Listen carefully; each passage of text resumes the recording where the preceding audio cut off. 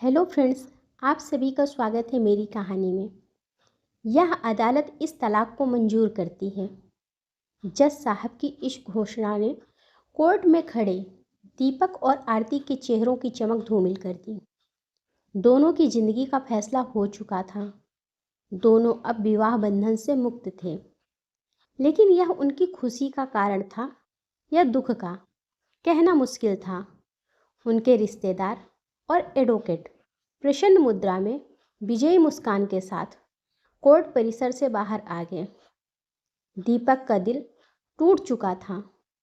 भारी कदमों से चलता हुआ वह बाहर कॉफी हाउस में जा बैठा। आरती भी स्कूटी पर सवार होकर जाने लगी। उसका चेहरा भावहीन था, जिसे पढ़ने में वह असफल रहा। जीवन के ऐसे क्षण बहुत विचित्र होते हैं जब हार जीत को समझना ही कठिन हो जाता है। दोनों परिवारों के रिश्तेदार जा चुके थे। दोनों एडवोकेट जो कोर्ट में एक दूसरे से बेइंतहा झगड़ रहे थे, अब एक दूसरे का हाथ पकड़े प्रेम से चाय पी रहे थे। किनकी जिंदगी टूटी, किनके सपने बिखरे, किसी को इससे कोई मतलब नहीं था। सभी रिश्तेदार और परिजन अपनी आन शान पर आई तोहमत को तलाक रूपी परिणाम में बदलकर अब रुखसत हो चुके थे। अब उनकी दखलंदाजी की कोई और संभावना नहीं बची थी। आरती अब उसके सामने से गुजर रही थी। एक नज़र उसने दीपक को देखा। दोनों ठिठके भी, लेकिन शायद अहम की दीवारें भावनाओं से ज़्यादा मजबूत थीं। वह स्पीड बढ़ाकर निकल गई। उसका आक्रोश शायद स्कूटी की स्पीड पर निकल रहा था। तभी तेज कर्कश आवाज़ गूंजी और दीपक ने आरती की स्कूटी को सामने से आती कार से टकराते देखा। वह दौड़ पड़ा। आरती सड़क पर बेसुध पड़ी थी। सिर से बहते खून को देखकर वह घबरा गया। वो फौरन उसे उठाकर ऑटो से अस्पताल की ओर दौड़ पड़ा। आरती की आंखें मूंदती जा रही थीं। दीपक का डर बढ़ता जा रहा था। अस्पताल में उसका इलाज शुरू हो गया, लेकिन उसे इस हालत में छोड़कर वह जाने को तैयार नहीं था। नियति के खेल भी कितने अजीब होते हैं।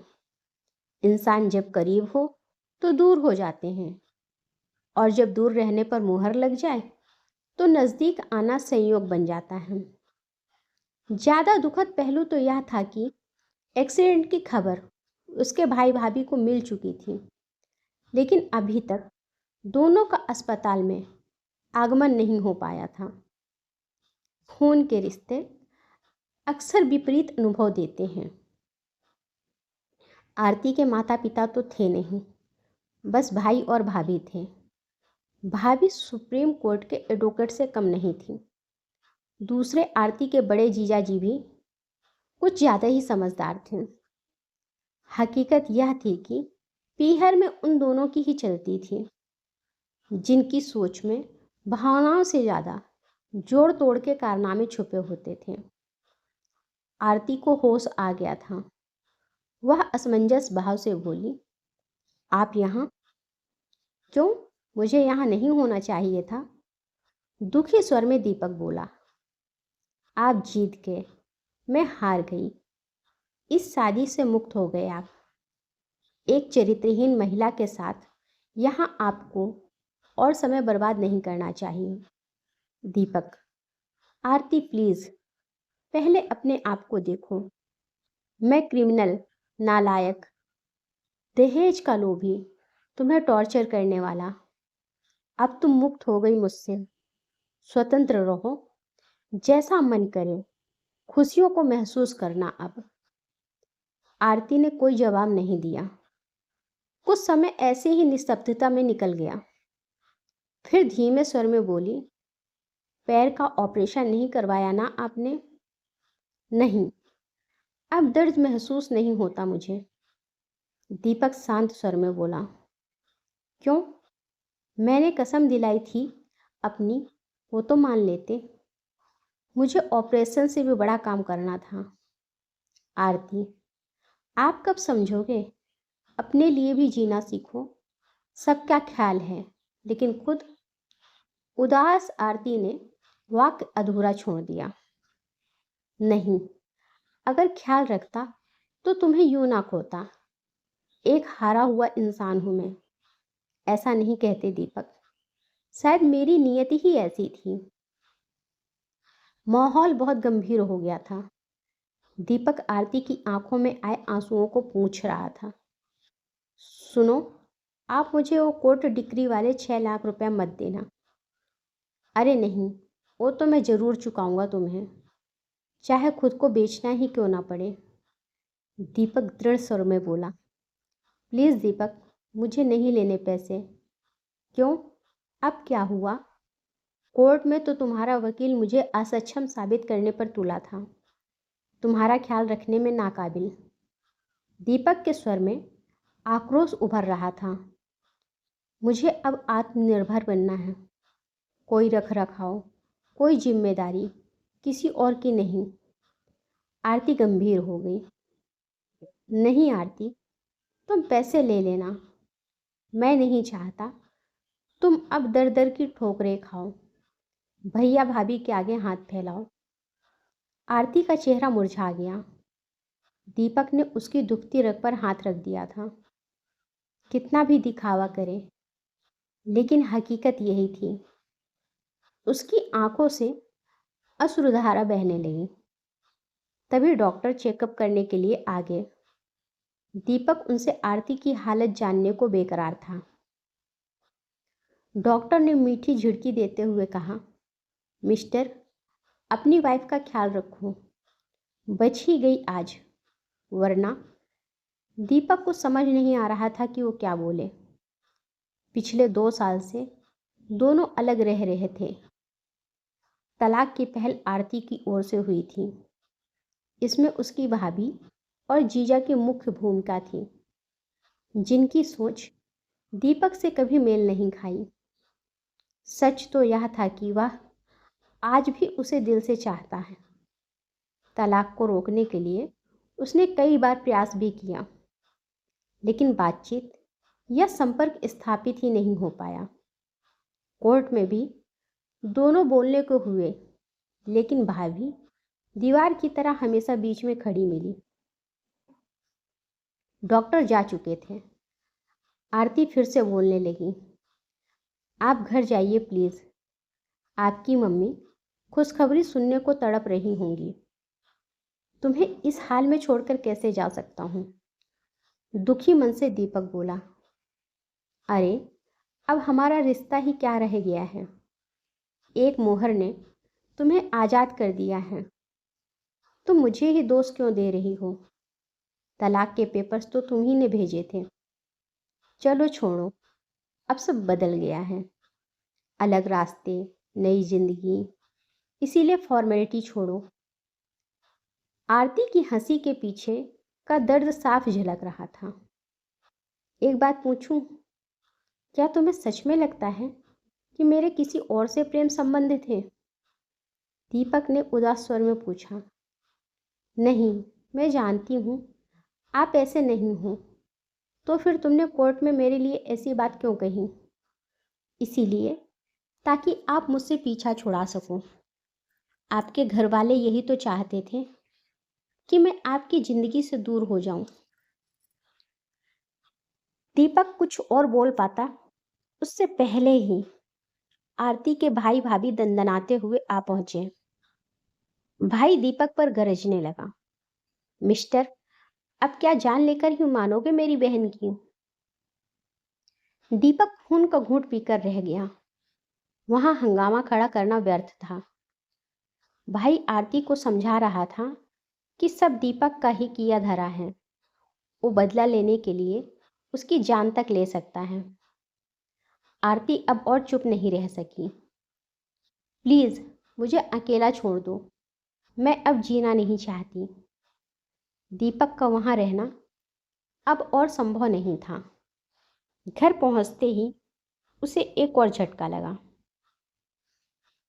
ड्राइंग रूम में बहन बहनोई वगैरह सब जीत का जश्न मना रहे थे। टेबल पर मिठाई सजी थी। मानव मन की ऐसी विचित्रता पर उसे कोफ्त होने लगी। क्या इंसान इतना असंवेदनशील हो सकता है? व्यथित मन से वह अभी भी अपनी जीत हार को समझने में लगा था। रात के 9 बज रहे थे। बिस्तर पर पड़ा दीपक करवटें बदल रहा था। उसे आज जीवन का कड़वा सच महसूस हो रहा था। रिश्ते की अहमियत तभी समझ आती है जब सब कुछ ध्वस्त हो जाता है। आरती 2 साल पहले घर छोड़कर जा चुकी थी, पर एक उम्मीद थी कि वो वापस जरूर आएगी। लेकिन आज कोर्ट की मुहर ने वह उम्मीद भी खत्म कर दी थी। उसकी आंखें नम हो गई। अलमारी में आज भी आरती की कुछ साड़ियाँ, कपड़े रखे थे, जिन्हें दीपक ने स्मृतियों की धरोहर समझकर सहेज रखा था। आरती का अक्स अब जेहन से हटने को तैयार नहीं था। भले ही वह कड़वा बोलती थी, लेकिन उसकी हर जरूरत को बिना कहे समय से पहले समझ लेना उसकी खूबी थी। नींद कोसों दूर थी। उसे बीते 5 वर्षों का घटनाक्रम याद आने लगा। बिना माँ बाप की आरती का रिश्ता आते ही घर में भूचाल आया था, लेकिन उसकी फोटो ने दीपक का दिल जीत लिया था। सुंदर, सुशील और जमाने की सताई सी दबी छुपी छवि को दीपक ने आंखों ही आंखों में पढ़ लिया था। जब वह उसे देखने गया, तब गंभीर मूरत की तरह बैठी आरती की आंखों ने बहुत कुछ बयां कर दिया था। उसमें अन्य लड़कियों जैसा उमंग और जोश नजर नहीं आया था। उसके एक कथन, आपको जीवन में मुझसे कभी कोई शिकायत नहीं मिलेगी, ने दीपक का दिल जीत लिया था। इस एक पंक्ति ने ही शादी का फैसला कर दिया था। ससुराल में आरती ने अपने वायदे को पूरी तरह निभाया, लेकिन शायद परिस्थितियों के साथ वह समायोजन नहीं कर पाई। अम्मा गाहे बगाहे उसे कोसने से बाज न आती। फिर जब छोटी बहू अमीर घराने से आ गई, तो आरती का जीवन और कठिन हो गया। दीपक के पास कोई स्थायी रोजगार नहीं था, जबकि छोटा भाई सीए बन चुका था। भाई की बड़ी आमदनी ने दीपक को बड़े से छोटा बना दिया और आरती को और ज़्यादा महत्वहीन। वह टूटती चली गई। 3 साल ऐसे ही किचकिच में बीत गए और एक दिन दीपक की अनुपस्थिति में उसके भाई और जीजा उसे पीहर छोड़ गए। अब बात मान सम्मान और अहम में फंस गई। जिन्हें अपने जीवन का फैसला करना था, वो अन्य लोगों के अभिमान में उलझकर रह गए। दीपक ने पहल भी की, लेकिन सामर्थ्यहीन होकर उसने भी घुटने टेक दिए। आरती शायद इतनी निराश हो चुकी थी कि अब ससुराल में उसे कोई उम्मीद की किरण नहीं दिख रही थी। अचानक मोबाइल की घंटी बजी। स्क्रीन पर आरती का नाम डिस्प्ले हुआ। दीपक ने तपाक से कॉल रिसीव किया। आरती भर्राई आवाज में बोल रही थी, भैया ने बहुत गलत कहा आपके लिए।